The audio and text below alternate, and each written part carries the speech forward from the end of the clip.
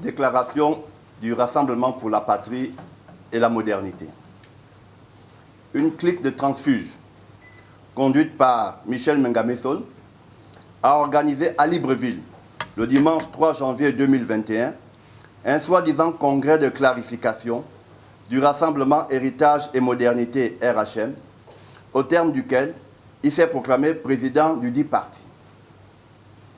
Le RPM tient à rappeler qu'à la suite de son entrée unilatérale le 4 mai 2018 au gouvernement d'Ali Bongo, Michel Mengamesson a été suspendu de ses fonctions de secrétaire général du RHM, conformément à l'article 132 des statuts de l'époque, et n'avait donc plus aucune qualité pour agir en son nom.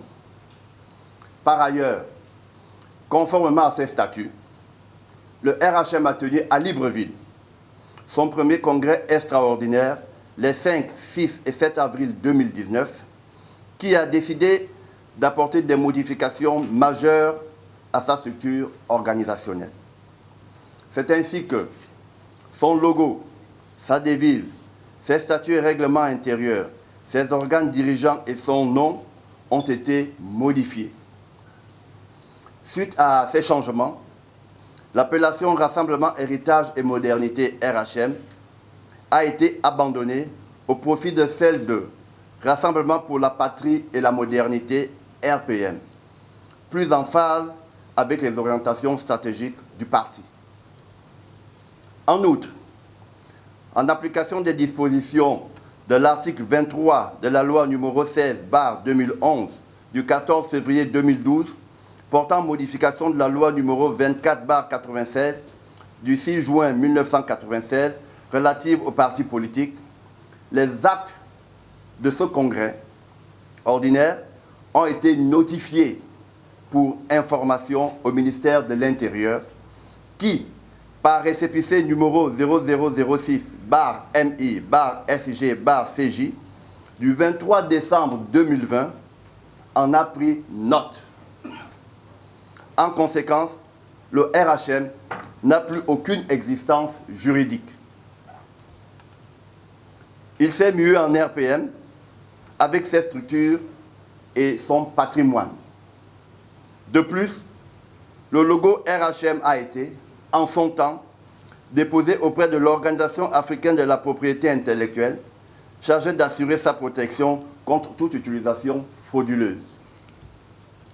En réalité, Michel Mengamesson et son acolyte Serge Maurice Mabiala, qui vient officiellement de le rejoindre, sont des éléments en service commandé qui ont platement capitulé devant le régime d'Ali Bongo et se sont compromis avec lui.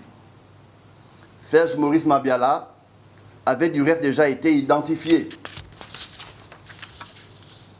depuis son élection comme un élément fragile aux ambitions démesurées et égoïstes, ayant perdu toute humilité et sagesse. Par leurs agissements, ces personnages cherchent à faire croire au pouvoir en place qu'en contrepartie d'avantages matériels ou de postes ministériels et politiques, ils sont capables d'affaiblir le camp de l'opposition patriotique en le divisant et d'apporter dans leur forfaiture une force politique résolument engagée dans la lutte pour l'alternance et le changement. En cela, ils se trompent lourdement. Et ce n'est pas leur théorie fumeuse de positionnement au centre qui masquera leur échec.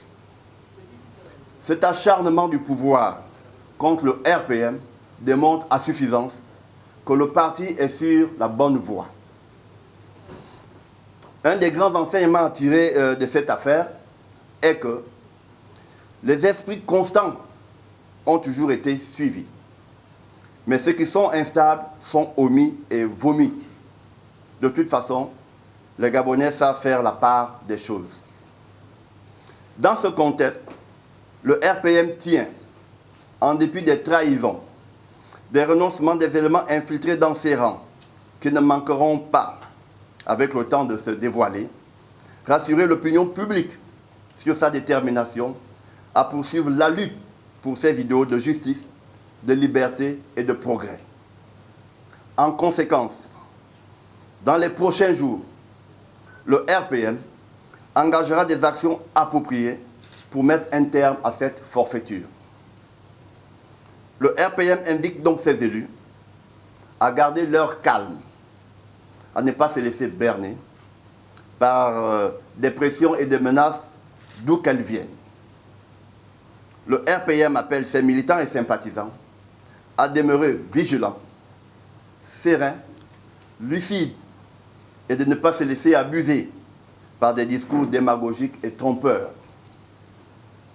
Le RPM demande à tous ses membres et sympathisants de continuer à soutenir sans réserve l'action avisée du président Alexandre Barrot-Chambrier à la tête du RPM, qui conduit les destinées du parti avec courage, lucidité et clairvoyance. Fait à Libreville le 6 janvier 2021 pour le parti, le 3e vice-président, l'honorable Orlando Edgar. Je vous remercie.